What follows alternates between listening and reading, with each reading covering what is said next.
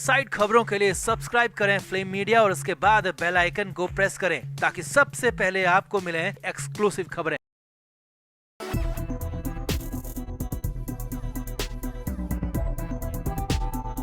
संजय राउत जब से जेल से बाहर आए हैं कुछ न कुछ बवाल रोज ही हो रहा है। कुछ न कुछ ऐसा कर रहे हैं, कुछ न कुछ ऐसा कह रहे हैं जिससे मुंबई में महाराष्ट्र की सियासत में उबाल आ रहा है। अब इस बीच लगातार संजय राउत पहले राज्यपाल भगत सिंह कोश्यारी पर हमलावर थे, तो उसी बीच सीएम शिंदे और डिप्टी सीएम फडणवीस पर भी अटैक कर रहे थे। लेकिन महाराष्ट्र की सरकार चाहकर भी संजय राउत को कुछ बिगाड़ नहीं पा रही थी। लेकिन अब तो मौका आ गया है। जी हाँ, 17 दिसंबर का वो दिन है जब संजय राउत को फिर से पकड़ने की तैयारी है, जेल में डालने की तैयारी है, पूरा प्लान रेडी है। और इस बार बीच सड़क से संजय राउत को उठाया जाएगा। जी हाँ, रोड से राउत को उठाया जाएगा और फिर से काल कोठरी में डालने की पूरी प्लानिंग तैयारी हो चुकी है। तो क्या है ये प्लान, क्या होने वाला है मुंबई में, सब कुछ आपको दिखाते हैं, बताते हैं। आप इस वीडियो को शेयर करें और कमेंट करके अपनी राय जरूर दें कि ये संजय राउत के लिए कितनी बड़ी आफत है। कमेंट जरूर करें। तो संजय राउत अपने बड़बोले बयानों की वजह से अक्सर चर्चाओं में रहते हैं। अब राउत अपने बयानों से दूसरों पर जुबानी तीर तो चलाते हैं, साथ ही साथ कई बार इतना कड़वा और खट्टा बोलते हैं कि खुद के लिए ही मुसीबत खड़ी कर देते हैं। कई दिनों से यह कहें कि जब से वो जेल से बाहर आए हैं तब से ही लगातार संजय राउत कुछ न कुछ बयान दे रहे हैं, कुछ न कुछ ऐसा कह रहे हैं जिससे कि महाराष्ट्र सरकार की मुश्किल बढ़ा रहे हैं।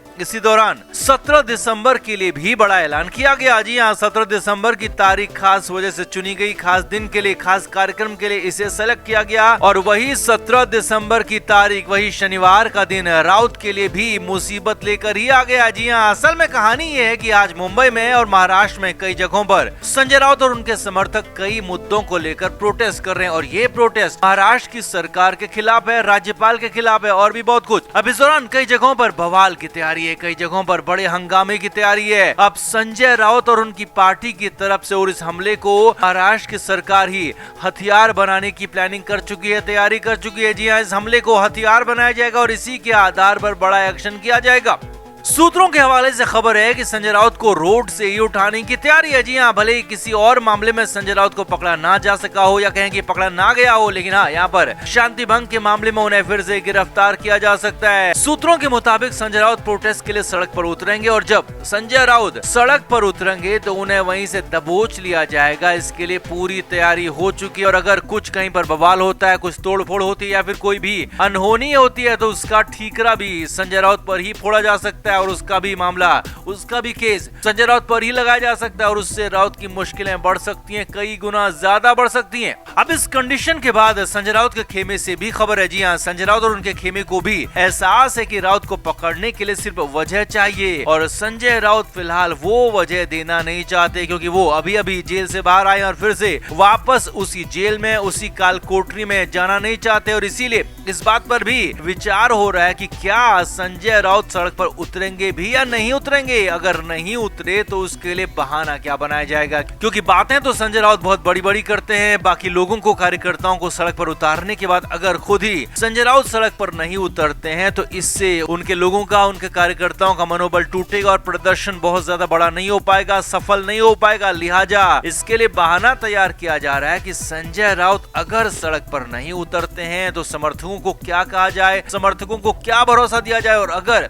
फाइनली बहाना तैयार नहीं होता है तो फिर संजय राउत को मजबूर होकर रोड पर, सड़क पर उतरना पड़ सकता है। जी हाँ, मजबूर इसलिए कहा जा रहा है क्योंकि खुद अंदर से हो सकता है संजय राउत ना चाहते हो कि वो सड़क पर उतरे, लेकिन हाँ, वो ये भी चाहते हैं कि प्रोटेस्ट हो जरूर हो और इसीलिए मजबूरी में ही सही, लेकिन अगर संजय राउत रोड पर आए तो उन्हें वहीं से पकड़ा जा सकता है, दबोचा जा सकता है, सड़क से उठाकर संजय राउत को फिर से हवालात में डाला जा सकता है, जो कि संजय राउत के लिए एक बार फिर से बहुत बड़ी मुश्किल होगी, बहुत बड़ी आफत होगी और संजय राउत को एक बार फिर से वही जेल के दिन वाली कंडीशन में पहुंच सकते हैं, जिन जेल के दिनों को उन्होंने बाहर आकर बताया था कि वो कितने खराब थे उनके लिए, उनके स्वास्थ्य पर क्या असर पड़ा था, आंखों पर, कान पर, चेहरे पर, यहाँ तक कि बोलने पर भी कितना असर पड़ा था। ये संजय राउत ने जेल से बाहर आने के बाद बताया था और उसी कंडीशन में, उसी काल कोठरी में वापस से संजय राउत पहुंच सकते हैं और ये उनके लिए बहुत बड़ी संभावना जताई जा रही है कि आफत यहाँ पर आ सकती है। तो कुल मिलाकर 17 दिसंबर शनिवार का दिन अहम है। देखना होगा कि क्या इस दिन होता है, संजय राउत का खेमा क्या करता है और जवाब में उन पर क्या एक्शन होता है।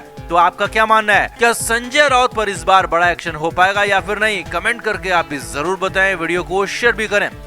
तो संजय राउत भले ही जेल से बाहर हैं, जमानत पर खुले घूम रहे हैं, लेकिन उनके लिए हालात या कहें कि उनके लिए आने वाला हर एक दिन खराब ही गुजर रहा है। हर एक दिन उनके लिए मुश्किलें ही लेकर आ रहा है।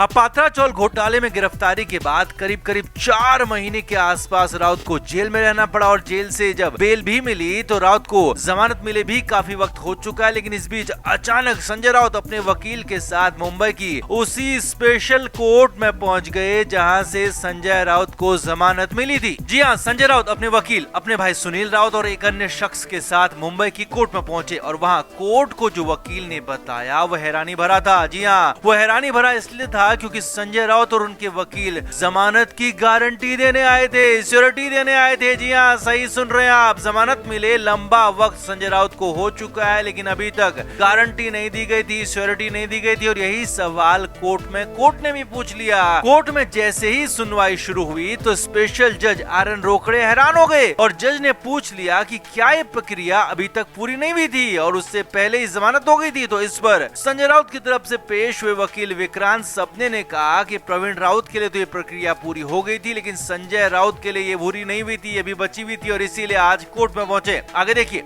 अब कोर्ट में सभी हैरान थे कि इतने लंबे समय तक ये हुआ क्यों नहीं और अब हो रहा है तो क्यों हो रहा है, कहीं संजय राउत की जमानत फंस तो नहीं गई थी। खैर आगे बढ़ते हैं। अब इसके बाद भाऊ साहब चौधरी जो कि संजय राउत और उनके भाई के साथ कोर्ट पहुंचे थे तो वो विटनेस बॉक्स में पहुंचे। भाऊ साहब चौधरी शिवसेना में नासिक के पदाधिकारी और जज आर एन रोकड़े ने उनसे पूछ लिया कि आप यहाँ क्यों आए हैं, तो उन्होंने बताया कि वो श्योरिटी देने आए हैं संजय राउत की जमानत के लिए। फिर जज ने पूछा कि आप श्योरिटी देने क्यों आए हैं, तो जवाब में भाऊ साहब चौधरी ने कहा कि वो पिछले 30 सालों से भी ज्यादा समय से संजय राउत को जानते हैं और वो मेरे पारिवारिक मित्र हैं। इसके बाद स्पेशल जज आर एन रोकड़े ने पूछ लिया कि आपको पता है कि श्योरिटी कितनी है, तो चौधरी ने जवाब दिया कि जी 2 लाख रुपए। जिसके बाद कोर्ट ने कहा ठीक है, गारंटी यानी कि श्योरिटी स्वीकार की जाती है। अब यहाँ पर कोर्ट ने श्योरिटी स्वीकार कर ली, संजय राउत की गारंटी स्वीकार कर ली, भाऊ साहब को कोर्ट में विटनेस के तौर पर मान भी लिया। लेकिन यहाँ पर हैरानी इस बात की थी कि ये सारी की सारी प्रोसेस जमानत के वक्त ही पूरी की जाती है, मगर संजय राउत के मामले में वहाँ पर यानी कि जमानत के वक्त पूरी नहीं हुई थी और अचानक आनंद फानन में इसे पूरा करने के लिए संजय राउत कोर्ट पहुंचे और अपने पारिवारिक मित्र से श्योरिटी या कहें की गारंटी पूरी करवाई। अब इस पूरी प्रक्रिया में करीब 1 घंटे से भी ज्यादा का वक्त लग गया। अब इस दौरान संजय राउत और उनके भाई सुनील राउत कोर्ट में ही रहे। जी हाँ, कोर्ट में इस दौरान वो मौजूद रहे, खड़े रहे, लगातार खड़े रहे, कार्रवाई होती रही। अब माना जा रहा है कि कहीं न कहीं कुछ न कुछ मामला फंस रहा था और इसी वजह से वो चुपचाप संजय राउत यहाँ पर कोर्ट पहुंचे, अचानक पहुंचे और खुद ही श्योरिटी करवाए, जो कि हैरानी भरा था। हालांकि अभी पूरी तरह से राहत मिल गई है ये नहीं कहा जा सकता, क्योंकि अभी भी संजय राउत की जमानत को लेकर हाई कोर्ट में ईडी ने चैलेंज किया और उस पर सुनवाई होनी है। सुनवाई के बाद फैसला भी आना बाकी है, तो वहां पर भी मामला कुछ फंस सकता है और ऊपर से श्योरिटी का मामला अगर वहां पर उठता है तो एक बार फिर से संजय राउत को जेल जाना पड़ सकता है, क्योंकि इतने दिनों बाद श्योरिटी का मामला कोर्ट में क्यों पहुंचा, इसका भी बुरा असर उनके केस पर, हाई कोर्ट वाले मामले पर पड़ सकता है। तो कुल मिलाकर संजय राउत के लिए राहत नहीं है, आफत जारी है, आफत भारी है। आपका क्या कहना है? आप कितनी मुश्किल मानते हैं कि संजय राउत के लिए आने वाले दिनों में होने वाली है? कमेंट करके आप भी जरूर बताएं, वीडियो को शेयर भी करें।